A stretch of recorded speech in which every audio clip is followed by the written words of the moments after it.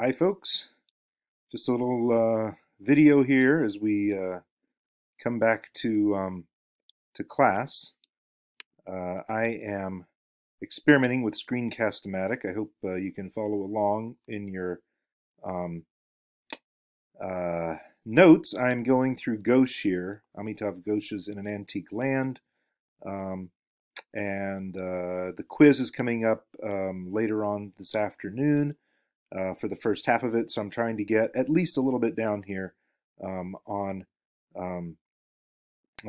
video. I'm showing you my computer screen, and I hope you can see that we are looking here at the country of Egypt. Let's see.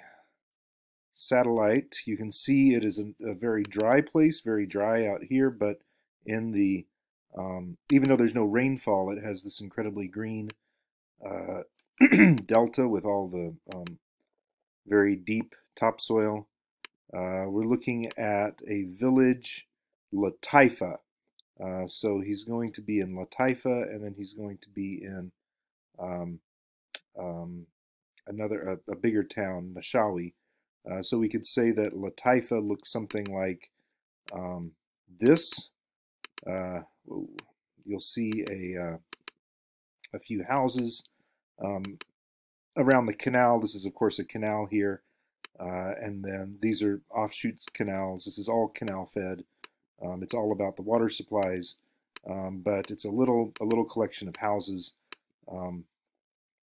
completely surrounded by green and growing fields. And then he moves to Nashawi, which is, more sort of a bigger town, a bigger city, with, again, completely connected to the canals and all about agriculture.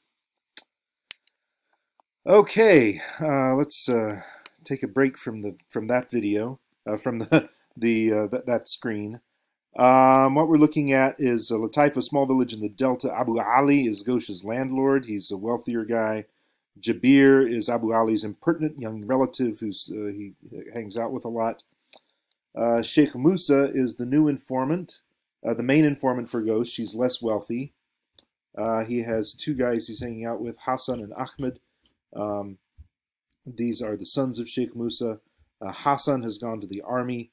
He has not gone to high school, and his father loves him more deeply since he was destined for life as a felah, that is a farmer, a peasant. This is an honorable lifestyle that's been the basis for Egyptian civilization for thousands of years. Ahmed, in contrast to Hassan, Ahmed has been educated up to the university level. So he helped Sheikh Musa on the land as often as he could, but there was an unbridgeable gap between them now because of his education. So it used to be common across the colonies, not just in Egypt, but pretty much everywhere.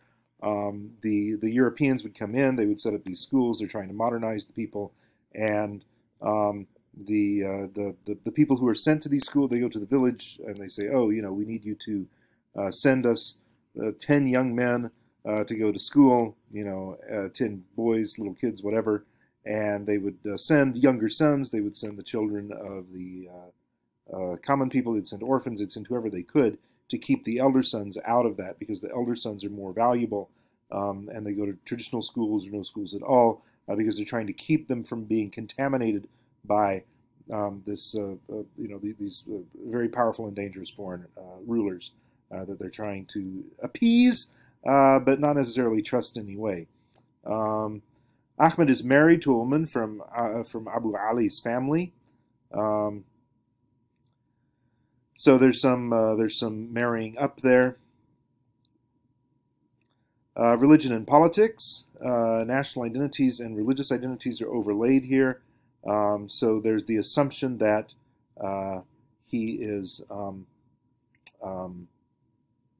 being assumed to be Hindu because he's from India, and he is, of course, and he assumes that most of the people he's talking to are Christians, Muslims, because they're Egyptian, which again happens to be the case, but it's not necessarily true at all. There are plenty of Muslim Indians and Christian Egyptians.